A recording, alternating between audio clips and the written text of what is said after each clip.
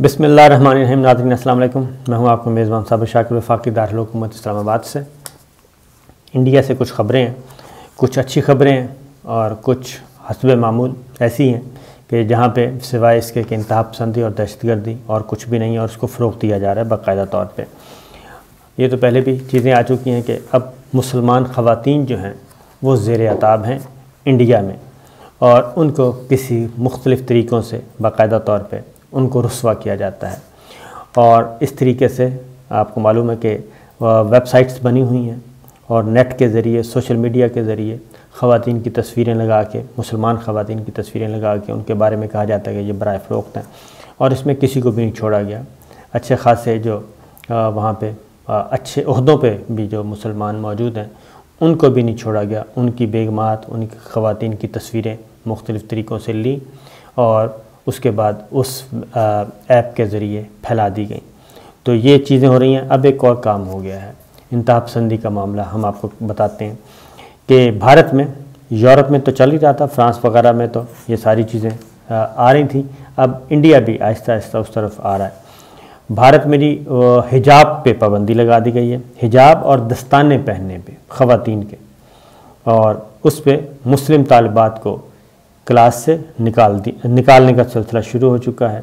اور جو بھی مسلم طالبات حجاب پہن کے آتی ہیں یا ہاتھوں میں دستانے پہنے ہوتے ہیں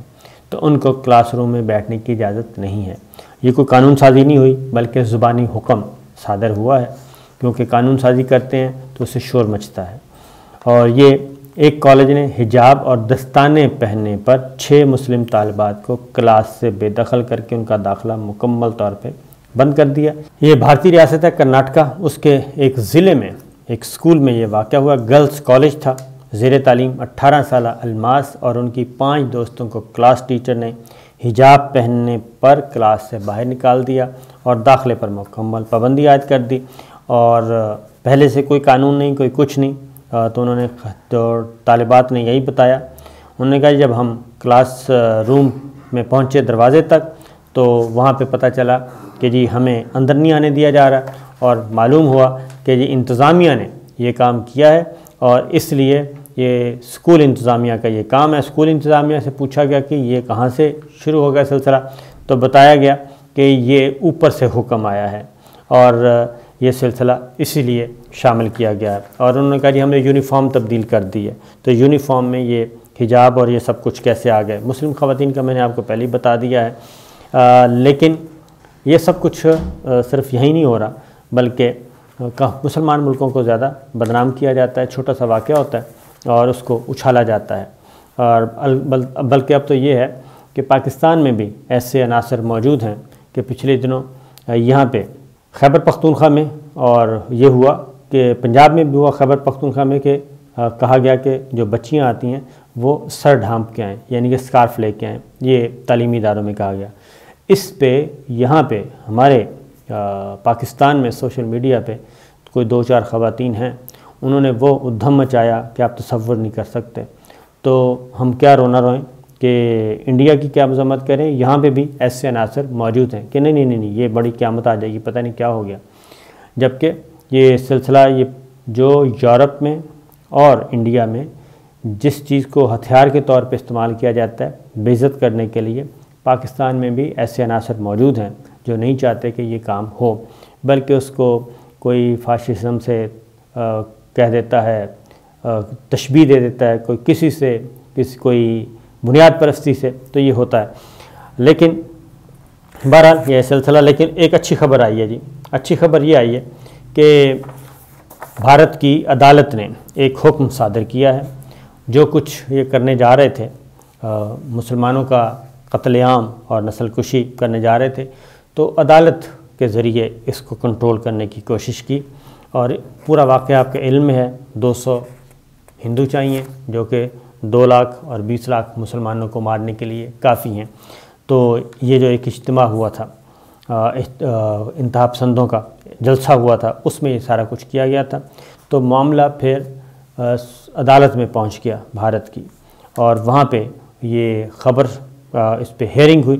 اور ہیئرنگ کے بعد بالآخر جو وہاں کی مقامی حکومت ہے انڈیا کی، جہاں پہ یہ واقعہ ہوا، کیونکہ पंडित को अभी तक गिरफ़्तार नहीं किया गया था। ना सिर्फ गिरफ़्तार किया गया बल्कि एक एप्लीकेशन वसूल की गई थी और उसके बाद जिसने ये सारा मैनेज कर रहा था, सारों को ऑर्गेनाइज़ कर रहा था, ये पूरे का पूरा बड़े पैमाने पे तबाही फैलाने का काम, ये दिसंबर में वाक़या हुआ था और पंडित ने ये काम किया था, हिंदू पंडित था, उसने ये किया था। अब ये हुआ कि सुप्रीम कोर्ट की मुदाखलत पे भारत की सुप्रीम कोर्ट को आना पड़ा। अंदाज़ा करें आप, उन्होंने पहले एक बंदे को गिरफ़्तार किया, फिर दूसरे को भी गिरफ़्तार कर लिया, पंडित भी गिरफ़्तार हो गया और उनको भेज दिया गया है जेल। और ये सब कुछ किन लोगों ने किया? क्योंकि वहाँ पे बहुत सारे एतदाल पसंद भी मौजूद हैं। वो नहीं चाहते कि वहाँ पे जो है हिंदुस्तान में एक ऐसा माहौल हो कि करोड़ों की आबादी है मुसलमानों की वहाँ पे। और कौम परस्त हिंदू रहनुमा जो था पांडे, उसने ये कहा था कि अगर हम में से 100 अफराद 20 करोड़ मुसलमानों को कत्ल करने में कामयाब हो जाएं तो हम भारत को हिंदू कौम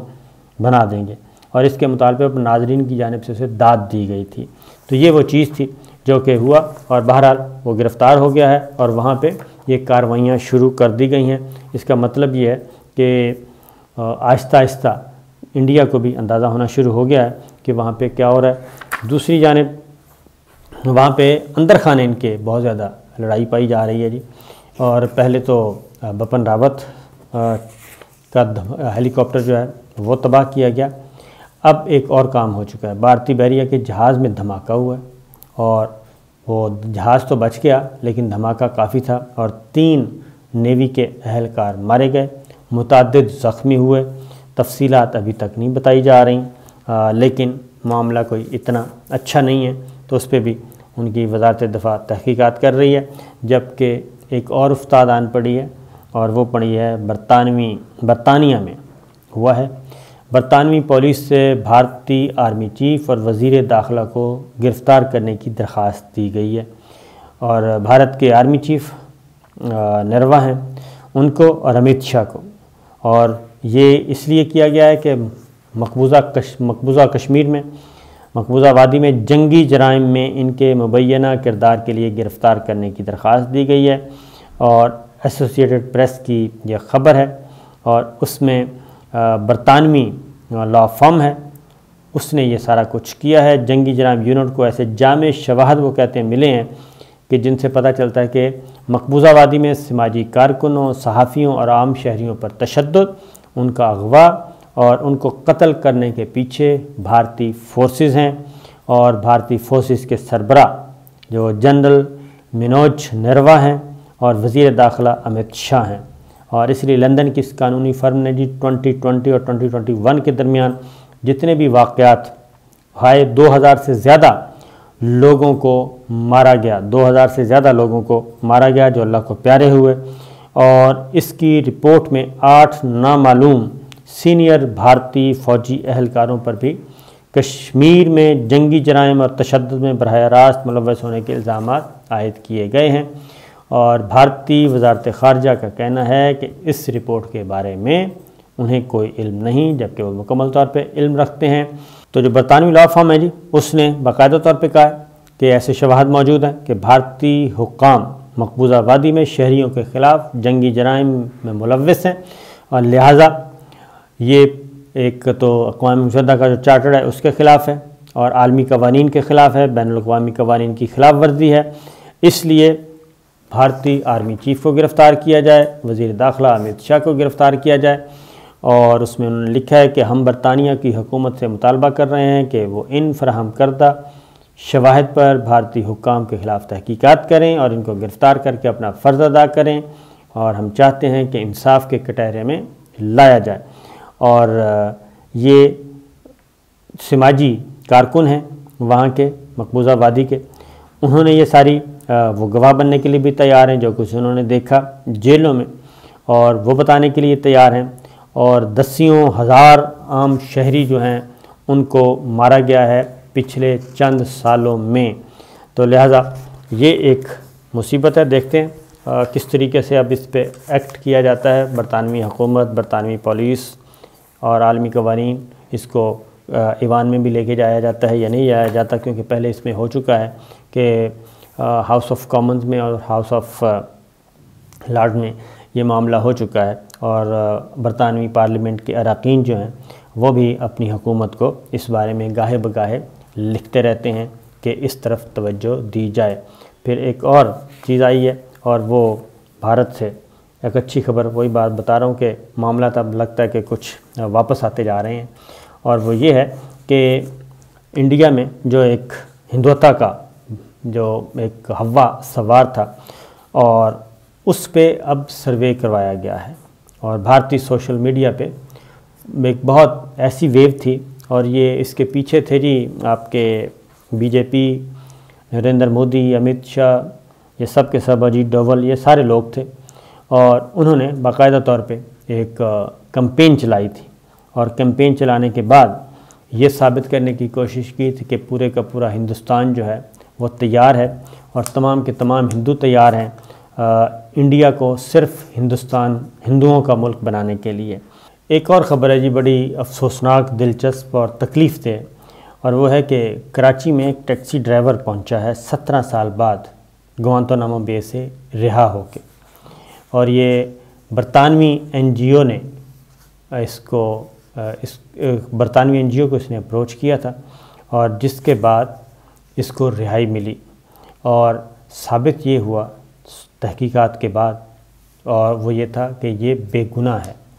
17 سال یہ گوانتانامو بے میں گرفتار رہا، وہاں پہ زیر حراست رہا، اور گوانتانامو بے کا آپ کو معلوم ہے کہ یہ 9/11 کے بعد اس جیل کو بنایا گیا تھا